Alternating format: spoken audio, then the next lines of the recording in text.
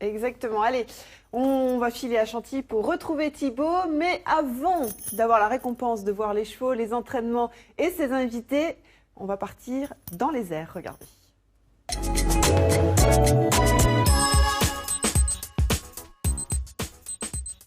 Décollage, Julie, pour commencer cette émission consacrée au Grand Prix de l'Arc de Triomphe, on s'était dit que ce serait bien de faire une petite parenthèse avant d'aller de l'autre côté, on était tout à l'heure de l'hippodrome, une petite parenthèse cerf-volant avec Ludovic. Ludovic, si vous passez à Chantilly, vous avez sûrement l'habitude de le voir. Ludovic, on vous voit souvent vous entraîner ici avec ces cerfs-volants dans un décor magique avec les grandes écuries derrière.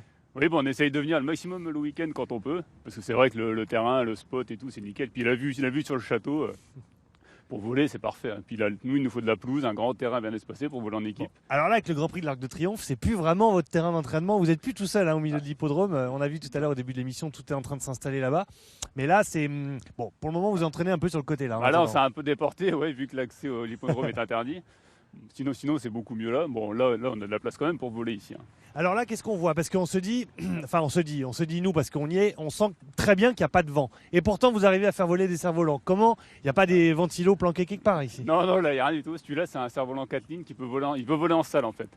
Et c'est le mouvement du pilote qui donne la pression au cerf-volant. C'est-à-dire que là, vous voyez, Thierry, il bouge beaucoup. Ouais, c'est-à-dire que c'est lui qui, en fait, il danse. Voilà, c'est un danseur en fait. Voilà, il bouge en même temps que le cerf-volant en fait.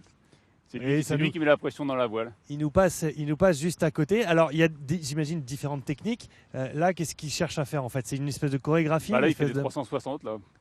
On appelle un 360 degrés. Comme il n'y a pas de vent et on peut tourner sur lui-même, en fait, le cerf-volant, il ne sera jamais déventé. D'accord. Et donc, c'est lui, avec ses mouvements, qui crée un courant d'air, en fait, c'est ça? Oui, voilà, oui, c'est lui. Vous voyez, il bouge beaucoup, il recule, ce qui met de la pression dans la voile et ce qui fait maintenir le cerf-volant en l'air.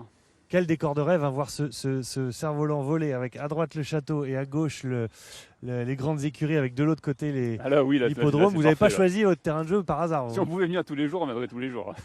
Le cerf-volant en Picardie, ça marche de plus en plus. Je sais qu'à Marle, le 8 et 9 là, octobre, il y a un grand rassemblement, un grand festival de cerf-volant. Il y a Berck-sur-Mer, bien évidemment. Oui, mais c'est une activité que vous défendez et que vous essayez de faire de plus en plus pratiquer par les gens. Oui, moi j'essaye. Moi je suis sur Compiègne.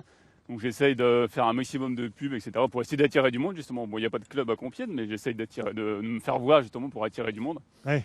Bon, c'est pas évident. Hein. C'est pas évident, mais on essaye. On fait comme on peut, on essaye.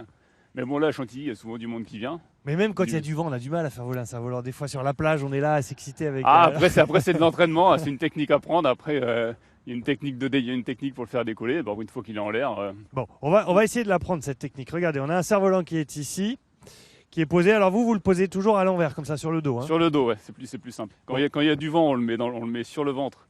Et après, il y a une technique pour le remettre, pour éviter qu'il se sauve tant qu'on aille chercher les lignes. D'accord. Et là, comme il n'y a pas de vent, on peut le mettre sur le dos. Là, on est relié à combien? 15 mètres de fil, c'est ça? Là, il doit avoir 25 mètres. 25 mètres de fil, qui sont un peu croisés. Hein. Je voudrais pas dire, mais c'est croisé. C'est pas gênant, ça, c'est pas gênant. Et alors là, attention, Julie, regardez, décollage, normalement. Alors, il faut tirer d'un coup, c'est ça? Alors, attendez, je vais mettre le micro. Il faut tirer fortement, mais progressivement. Si on tire d'un coup, il va trop accélérer d'un coup et déventer. Allez, donc là, si on y va progressivement, il monte. Voilà. Alors Ludovic, il se passe quoi là? Ouais, il faut le faire repartir, c'est ça? Là, oui, c'est pas évident parce que donc là, Stéphane, pareil, il recule beaucoup pour mettre la pression dans la voile. Ouais, mais là, il plane en fait. Là, en fait, il n'y a pas de vent du tout, donc il a du mal à tenir en l'air. Et après, là, il faut de la place. Ça va? Qu'est-ce que vous faites dans les arbres là? C'est quoi le principe? En fait, là, comme on a trop peu de vent, c'est moi qui fabrique mon vent en reculant. Donc c'est un peu compliqué de voler sous les arbres en reculant progressivement comme ça pour fabriquer soi-même son propre vent. Avec l'autre cerf-volant, il arrive à tourner en rond autour de lui-même. Mais là, c'est vrai qu'on se retrouve rapidement coincé avec... Planté dans les tilleuls. Planté dans les tilleuls, voilà. Il faut rappeler qu'avant, normalement, vous entraînez un petit peu plus à l'intérieur devant les grandes écuries là-bas. Oui, voilà, face aux grandes écuries, ouais, voilà. Ouais.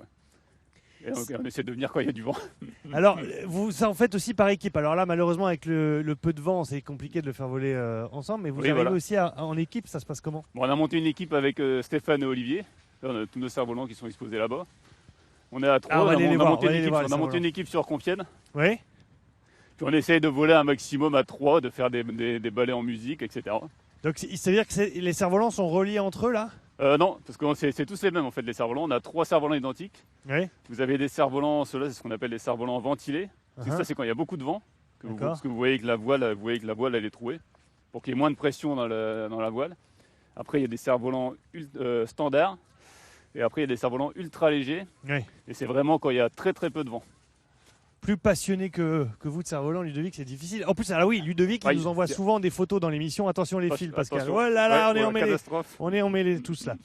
Vous nous envoyez souvent des photos justement dans l'émission. Bah oui, c'est ouais. qu'on sent que vous C'est êtes ça. aussi vraiment quelqu'un de passionné par ce que vous faites. Hein. Ah bah oui, bah je sais, bah moi dès que je peux, j'ai un terrain juste à côté de chez moi à Compiègne. Donc, dès que je peux, je vais voler. Même si Dès que le temps le permet. Ouais, la seule contrainte, la condition, c'est qu'il ne faut pas qu'il y ait de pluie. S'il n'y a pas de vent, vous y arrivez, mais c'est la pluie qui est un peu Bah, compliquée. la pluie, on pourrait y aller, mais bon, c'est pas grave pour nous. Merci en tout cas, Ludovic, de nous avoir autorisé à vous suivre comme ça, Oui, bah c'était pas évident de À faire côté voler de un notre cerf-volant élan. aujourd'hui, Eh ouais. mais surtout avec ce Grand Prix de l'Arc de Triomphe. bah oui. Est-ce qu'on peut juste faire passer le cerf-volant pile poil devant la caméra? Pascal, ne bouge pas. Reste là, ne bouge pas. Est-ce que la caméra... Voilà, attention. Voilà, on va refaire un passage, Julie. En attendant, je vous dis qu'on se retrouve dans une petite 5-6 minutes, le temps pour nous d'aller de l'autre côté, à l'intérieur de l'hippodrome, pour s'intéresser aux préparatifs enfin de ce Grand Prix de l'Arc de Triomphe. Vous allez voir que ça s'excite. De l'autre côté, tant pis, il n'y a pas assez de vent. A tout de suite, Julie, ici à Chantilly, sous le soleil. À tout de suite Thibaut, on va vous retrouver dans quelques instants donc, pour aller voir au plus près les préparatifs de ce Grand Prix de l'Arc de Triomphe. Et Ludovic, que vous avez vu justement à l'antenne, il nous envoie des photos de cerfs-volants assez souvent, n'est-ce pas Gontran? Oui, absolument. Regardez celle-ci, nous l'avons envoyée hier, une photo qu'il a prise ce week-end à Margny-les-Compiègnes, juste à côté de Compiègne. Merci à Ludovic de nous envoyer si régulièrement ces photos à picardie.matin@francetv.fr. On la répète pas assez.